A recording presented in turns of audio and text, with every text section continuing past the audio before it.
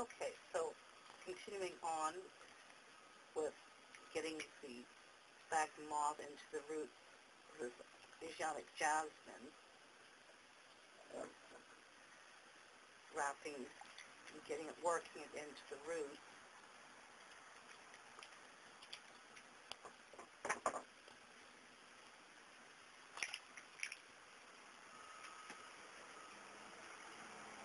I'm trying to get it into the little niches and get it ready to get it really worked into the pot.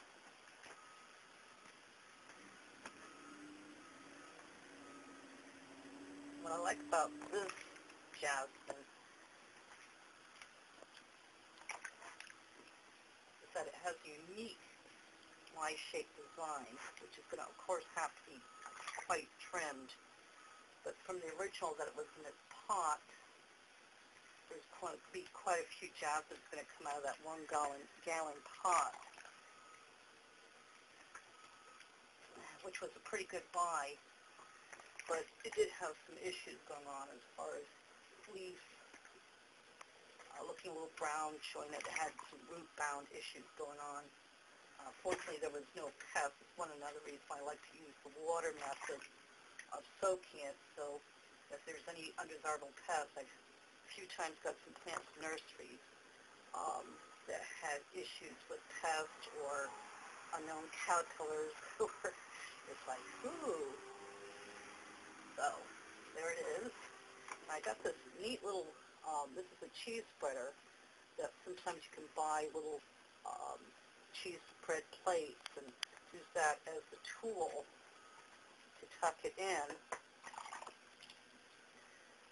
So just add more and pack it in. Later on I'll add some moss when I can find some around here.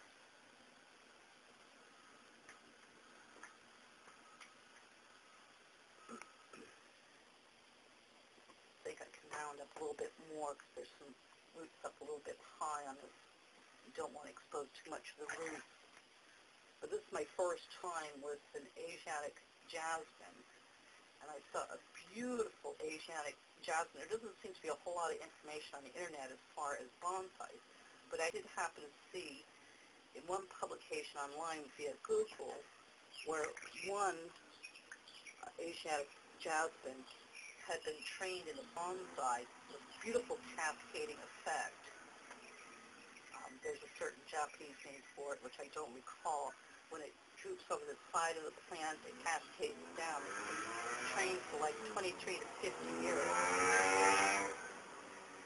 Like I said, I'm on a balcony right next to the road, so sometimes you're going to get interference from some of our neighbors who need a muffler job. So that's life in this area. So just take the stick, poking around. I'm not an expert on this. As you can see, the video is not an expert production either. Oh well, such is life.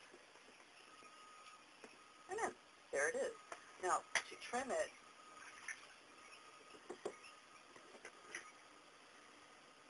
I'm undecided about this one, but I think going too far.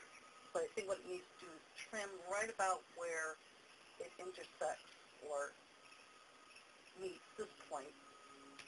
See what I can do with that as far as cuttings later on. And then this side, and see if I can get it to have more of a palm effect with this encouraging growth later on. And pick off this point.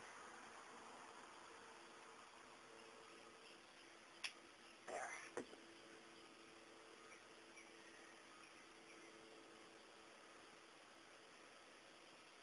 Take off a few of the larger leaves.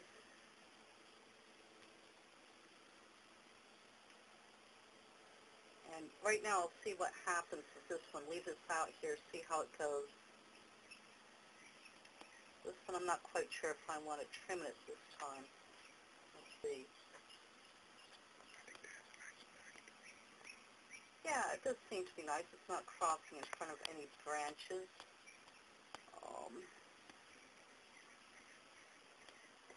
Considering what this plant was looking like, take off this little nib here. It doesn't need that. And Oh, we got a little leaf hanging out there for some reason. Take off that one. Eventually I'll dig into a little bonsai tool kit, but just getting started out.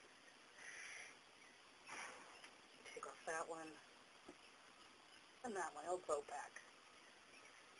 And I think that's it for right now. And there's the first Asiatic Jasmine.